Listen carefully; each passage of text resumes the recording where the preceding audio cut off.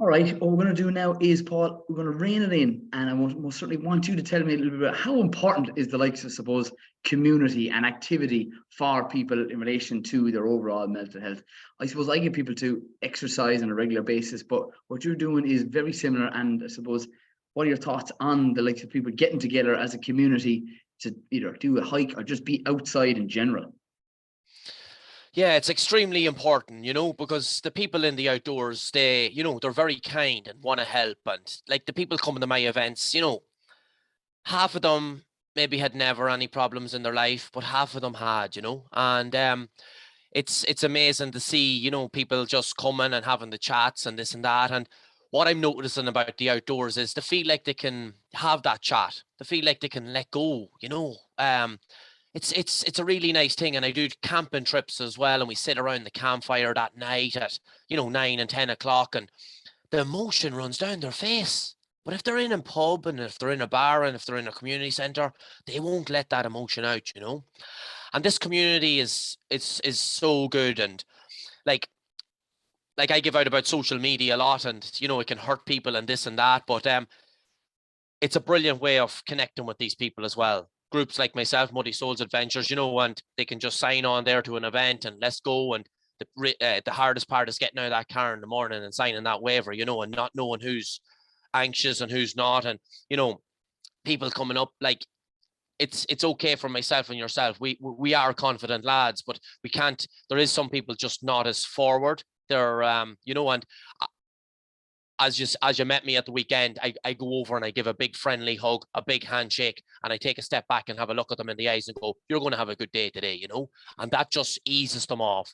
It's like their weight off their shoulders. They're after the anxiety the last 24 hours thinking, am I going to go to this hike or not? Next thing, wow, I can't wait to get up this mountain, just because of a simple hug and a handshake. And it's the same with everyone. Everyone turns around, gives each other a handshake. What's your name? And this and that. Boom, we're into a big day already. And that's what I love. And if you're not out of your comfort zone, and if you don't get into that car, at 6 o'clock in the morning and drive up that road, they're the little leaps you need to take in life to become successful. And then when I say successful, everyone thinks, oh, he's talking money. No, I mean smile a real smile again. And that's all I want people to do, is smile a real smile again.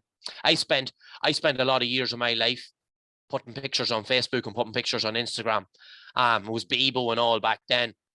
And big pearly white teeth shining with a Vulcan Red Bull in my hand. 30 seconds later, Colman, I was puking my guts up in a toilet. Totally fake. And posting that in the toilet after I got sick, saying, look how happy I am. It was a load of bullshit. Now I'm on the mountains, and by Jesus Christ, by anyone can see, that's a real smile on the mountains. Big hugs, big group around me. I feel safe. And now when I go, now when I have my singles events and whatever else, and, we're traveling around the country of Ireland, we go for our few hot whiskies after. We're around the campfire. I feel safe. I feel like I can have them few drinks and not be fake, not be anything. Just be comfortable. And the people I'm meeting in the outdoors is just quality. I have met an odd person that has annoyed me, but they had a background and we have settled it out and we had our chats and we got through it, and now they're back on the mountains with me, and I appreciate them there. You know what I mean? Yeah. What, Paul, I suppose I just want to have your input on this. What are your thoughts in relation to, I suppose, Ireland's heritage, and with, I suppose, holding back on feelings in relation to then going out and doing, I suppose, more socializing with alcohol? And I suppose I'd love to hear your thoughts on that. What do you mean by that? Sorry, just say that to me again. Just the fact that a lot of, I suppose, people, men maybe and women in particular, would, I suppose, hold on to, I suppose, expressing themselves, whether they're dealing with something in their own family, in a relationship, whether they're not in one or they are struggling, and then using alcohol as a way of relieving that stress, however it actually builds up on the type of anxiety and stress that they're currently holding. Yeah, well, it's the simplest thing to do, go out and forget about it, but I done it for months. And what I found was it's double bubble the next morning, you're hammered. And that's why I'm saying to people coming to me, reaching out now, just don't, tomorrow's going to be even twice as bad. So that's why I'm making these videos on Instagram, and I'm physically telling them I was there, and I'm thinking about going out at 8 o'clock at that night. And I'm thinking about, having the few shots to forget about it all, and to have the courage to go over to that girl and chat her up. I'm physically telling them, no, this isn't the time for you to do that. Get yourself right. People know when you're not in that place, you know. The pub isn't for you them days. They can understand. They see the insides are gone out of you. You're looking through them, you know. You're in a shell. I was in a shell going around like a zombie. I was getting drunk on 2 or 3 drinks. I was a mess. I hadn't ate. I was puking it up. I hadn't ate. I was making a complete show of myself. I remember coming home one night with black eye, busted lip. I remember going in and texting a friend of mine looking for makeup, like at 26 years of age, looking for makeup to cover up a black eye to see would my mother find it, you know, and see with me with it. Like, I was a mess, you know, and it wasn't that's I'm just trying to tell people, give me a chance. Give these other hiking communities a chance. And it's not even about the hiking. You know, if someone says to me, Paul, geez, I'm shook. I'm from County Kildare. I'm shook. I'm not thinking good. Okay, what are you doing this evening? What do you mean, what am I doing this evening? 7:30. I'll meet you at Apple Green. You know, put on a head torch. Jump the wire. There's a river. Up and down the river. Let's go. You're soaking. Back to the car. In that 45 minutes, did you think of any of that madness? No, sure, you had me up and down that fucking river. I nearly tripped in the stone and I was stuck on the barbed wire. Exactly. Find your madness. Find the place that you forget about it. I guarantee you, on them mountains for 6 hours with me, you will not think about that boss shouting at you. You will not think about that ex-partner you had. You will not think about that shallow madness this morning when you woke up and you wondered, was today the day, you know, that it was all going to end, you know, and you fucking got into your car, you buttered the bread, you tied the shoelaces, and you got up that mountain and you smashed at someone and you took that picture you never thought you could take, you know, of that, you know. You look back at them that night when you're sitting back with your hot water bottle and you're going for your shower, and it's the best shower of your life, you know, and you're sitting back going, Jesus Christ, that was amazing. So that's why I'm trying to take that alcohol scene. And don't get me wrong, I love a hot whiskey and I love a Jameson ginger ale and lime to celebrate an event after. I'm not saying, you know what I mean? I love the madness. I jumped 6 foot that night and danced like a complete lunatic, and this t-shirt to come off and I'd swing it like a rodeo bull, you know? And I'm not going to say I'm not going to do that. By Jesus, I'll do it any night of the week. But I'll do it sober as well, you know? And as you see me on the mountains, that's when I'm mad. My eyes light up and I'm running, I'm tearing, I want to find stuff, and I want to scream and shout, you know? And I want to show people that there's more than the bars. Ireland is one of the most, yeah. And you're dead right, Paul. What you have to, I suppose, exposing is that kind of quote that comes to mind. Sometimes you have to do the things that are hard, to suppose, to make your life a little bit easier. And Yes. that pure example of that hike that I went on, it was wet, it was windy, it was cold, it was Baltic, you throw in every other word that you want, but we felt amazing after it. And that's what you have to do. You have to do things that, I suppose, challenge you to become the best version of yourself, whatever that is. And it's either you do things that are easy, your life will be hard. You do things that'll be hard, your life will most certainly be easy. And that comes to in all areas of life.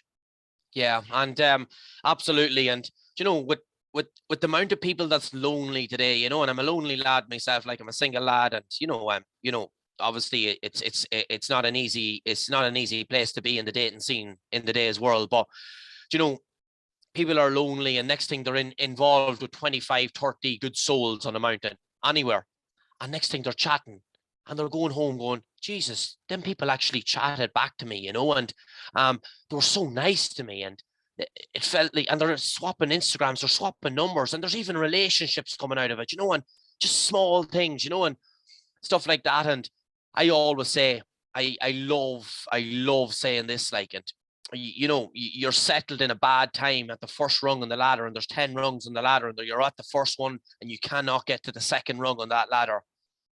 You have to physically go back down onto the ground and back into the storm to become and to start climbing that ladder again. You got to get smashed. You got to graft. You got to get hit by everything and get battered. And I did. And I lost some really close friends. I was weak and I wasn't there anymore, but that's where I learned. And that's how I feel unstoppable at the moment, you know, and that's where I learned about going back down onto the grass, going back down into the dirt, I'm getting back up, and I'm not at the top of the ladder yet, and I don't want to be, because it's exciting, but it took me, and there will be days when I'll go back down on the rungs in the ladder, but I believe now I have the tools from the mountain, from the people, from the community, from the tools I learned. I believe I have the tools to move forward, and drive on, and as I say, as the Mad Leitrim man says, keep on fucking trucking, And tell me, right, tell the listeners, how and what has changed from where you previously were to where you are now? Because that's one of the things that people want to know. What has changed is I'm taking the positives out of everything. I was looking for the negatives in everything before, I have 2 legs under me. I have a healthy body. I have good clothes, good family. I have a few pound gathered up. Before, I was looking and, putting a negative out and everything, going, Jesus, we're heading to Ben Bulben this weekend. Sure, there's rain coming. Sure, everyone's going to be thing. No, I turned that into madness now. I turn it into, let's get hammered by the wind and rain. Let's build up that little bit more strength. Let's do an extra little bit of a loop so we don't have to go to the gym for another day. Let's meet someone else, and let's meet another 5 people, that new clients that are coming to the mountains this weekend. What am I going to do later on? I'm going to make an extra 2 phone calls to my friends, 2 extra friends that I hadn't caught up with in a long time. I'm going to reach out and ask them, are they all right today? All this is going on is saying, oh, it's okay to talk. This is the big thing on social media. It's okay to talk. I couldn't talk when I was in that stage. I couldn't talk. I needed to be asked, am I okay? And I'm pumping this into the community of Ireland. Ask your goddamn friends. Ask your family. Ask your wee mom and dad. Ask your granddad and granddad. Ask your brother and sister.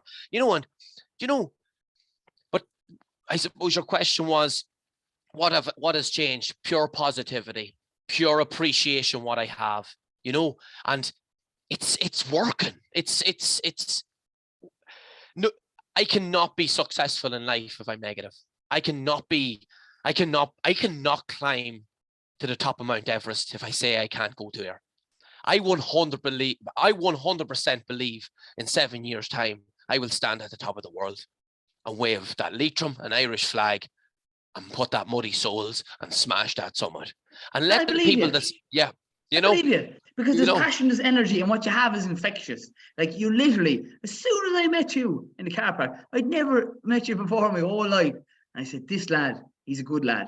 Straight away, big hug, big handshake, you're going to have a good day. I was like, I got goosebumps meeting you. And that's just what happens when you know from the inside out that someone is rooting for you. And you'd never met me before. No. And you're big on the Instagram, Colman, and this and that, but I treated everyone in that car park the same way as I treated you, and I suppose I always see 2 or 3 people that's a little bit shy on the day and this and that. If you ever watch me on the mountains, I always make sure they're looked after by everyone. I always say, do you mind just walking back there, and I'll be back in a minute. I don't give a fuck about Colman. I don't give a fuck about the hundreds of thousands of followers people have. I dig deep with everyone, but I also dig deep with the big followers, and I dig deep with the same person that has 2 followers that doesn't have Instagram. I hold them and I do not let them go till I see that smile leaving that mountain, and I make sure they get a wee voice note going back and they're home safe, and they're there, and they know that I'm there for them 365 days of the year.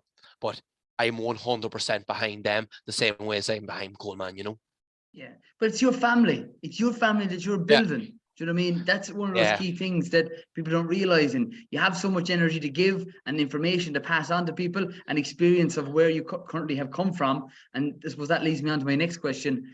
What, I suppose, is something that you wish you knew when you were younger, Paul, that would help listeners out there suffering with, I suppose, a little bit of mental health or anxiety around any situation or issue that they're currently in, whether it's the way they look, the way they feel, a family member, or a current position where they're in that they don't enjoy being? Yeah, I suppose the biggest thing is to know that there's everyone has people out there that they connect with people. And as I said to you, there's 20, there's 25, there's 30 people on a hike. There's always 2 or 3 of them people you're going to bond with more than the other 23 or 22. So everyone has their own community. I have only 5 friends, 5 close friends, and so has that other person. Years ago, I didn't understand this. I thought everyone was my friend and this and that. Bullshit. When I was down on the ground, they walked across me. The 5, always remember, you don't need 10. If you have 5 close friends, if you have 2 close friends, what I always say, 5. That's all you're looking for. I always would have loved to have known and wrote down them 5 friends on a page and wrote their number beside it in case I ever needed that day. And of course, then it happened. I did need it and I was lost. I had all these hundreds and thousands of people, or thousands of people on Facebook and Instagram. And I didn't know what to do. And I was always putting stuff up that I was happy and look at me, Mr. fucking bright side here. I'm fucking in New Zealand now and I'm looking at me spending all my money. And I didn't want to go back. And who did I go to? Because I felt like a failure, that I was the lad then in bed really crying. I was putting up posts that I was the happiest person ever, but yet I was puking one side of my bed, and I was crying my eyes out and not wondering was the day today, And if I had known that there was people that was really close to me, and that there were 5 that I could trust, and I always say it, that will wipe your arse when you're down on the ground and you can't get back up. I know it's a straight out statement to say, but if you think back about it, there's not too many people in your life that will do that. And by Jesus Christ, the 5 I've wrote down on that sheet, I will wipe their arse any day of the week. And you trust and watch my words on that. And they know I will. And they're the people now that I will smash straight out. If that fucking first number doesn't answer, I will ring the second one. And I will tell the first number, it's okay. I'll ring you in a half an hour when this call is over, through WhatsApp. A voice note straight out, then people will voice note me back straight away. If you voice note people and this and that, and they don't get back to you for 10 days or 12 days, they're not in the category, you know what I mean? They've seen the message, this and that. They're just too busy in your life or whatever else. I believe that, I need these people close to me just in case I really closely need them someday, And I would have loved to have known that I had great friends, and they helped me and they asked me, was I okay? And that was one of the biggest features that I would have loved to know, and that I would have loved to have the bit of maturity to know that these 5 people, it could have been my mom or dad, but you just don't like releasing it to someone really close. A close friend is totally different, you come back from a night out or whatever, and you tell them the stories the same way as you could tell them that, that I can't get this out of my mind, and for them to turn around and go, I'll be there in 2 minutes. They're the people you need in life, I don't care if they're in Australia, get on the flight and fly back. If this man needs you, we don't want to be carrying you back up in a box, walking up the church in Kinloch, And that's the way I look at it now, And people haven't had that chance, and it's too late now, And we watched them going up the aisle of that church. And I want to change this in Ireland. I want to tell the raw, and that's why I had that chat in Galway in the Maldron Hotel recently. And that's why I'm going to Kilkenny now on the 21st of January to tell the raw truth about where I was and where I am now. Never give up. That you will be successful. And I love people that have hard times. I love it, because they're the people that understand where I came from, and they're the people that are going to be powerful in life. They're the people that's going to help other people. But it takes months. But when I do sometimes see people trying to help people that are half through the battle. No, wait till you're fully through it. Wait till you're solid. Wait till you're ready to give them every part of your energy. And I believe now is the time I'm willing to walk in the door of a hotel and 90 minutes of solid rawness. I spoke for 2 hours and 25 minutes in the Maldron Hotel. I didn't breathe. I drank water after 2 hours and 25 minutes, and my hand was shaking an inch at a time. My story was out. The public knew. Some people didn't like it. Some people did. I walked out of that place with my chest out, and I believe I helped people's lives that night, I do too. And Paul, you're after saving people's lives, hands down, whether you know it from them telling you or otherwise. And I suppose I know you're up for a nomination. I want you to tell, I suppose, the listeners in relation to where's the best place they can give you a vote for that, and for people to, I suppose, reach out to yourself if they have any questions or would just like to message somebody such as yourself that they have major confidence in. Like I'm actually after getting nominated for the Outsider nomination awards in Dublin on the 1st of February, and I'm overwhelmed by it. You know, being in a category with the likes of Rosanna Purcell and the rest of them that's in my category. You know, after 17 months, I'm new in the game. But you know, it's the amount of energy and the amount of time and the amount of slogging. This isn't going on 17 months. This is going on 15 years of chasing summits, chasing people, learning why, you know. And I need, as anyone sees me on the mountains, I don't pass anything. I want to see everything. I want to teach and I want to bring. I'm getting phone calls at 11 o'clock at night. I'm getting phone calls at 2 o'clock in the morning. I'm getting phone calls at 11 o'clock in the day. You know, people wondering, is their lives worth living any longer? Paul, what am I going to do? Get your arse down to Galway and walk down the street, a shop street with me for 45 minutes. We'll go for a takeaway. We'll sit down and we'll have a coffee. I'm going to tell you what you need to do in the next 7 days. Come back to me after that and let me know if it's helping. 1% better if you're leaving me. That's all that matters. So I want people only to nominate or to vote for me if they believe that I don't want to be voted for unless you 100% believe that I'm doing the right thing.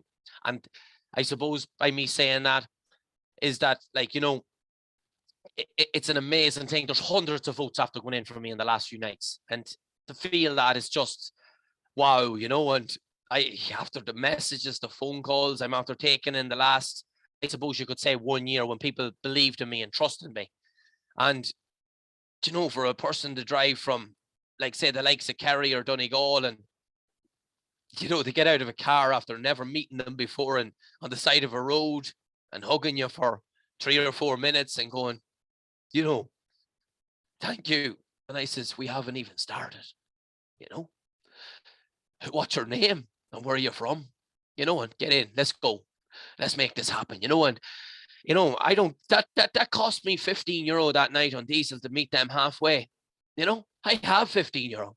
I turned a life around that night for the better, and we have a plan in place. In 6 months' time, they're going to help me maybe, you know, and that's what it's all about. I'm not you know, I'm not made out of steel. I will have my big days, you know. I have family members, you know. I have to think about people passing away. You know, I'm an emotional, as you can hear in this podcast, I'm an emotional lad. I have still my big cries, and I want men to see me crying and say, it's okay, you know. It's okay. Like, it's amazing.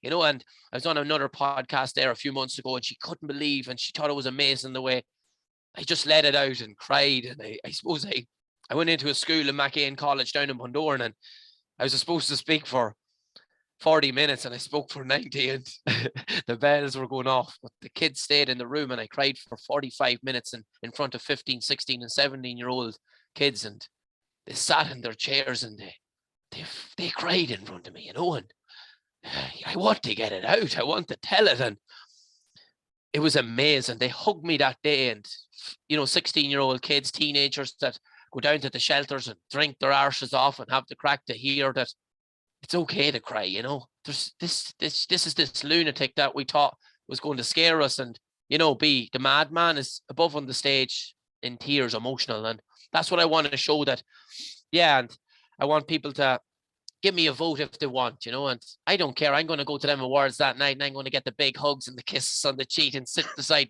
the film stars and have the crack. And you know what, Colman, as I said earlier on, I'm going to treat them like every other human being, you know, and that's the way I am. And I'm gonna maybe throw a bread roll across the other end of the room because it's who I am, you know what I mean? And, you know, that's the crack. And, you know, the madness and the Irish crack, we need to bring it back into this country and let it out the hell, you know?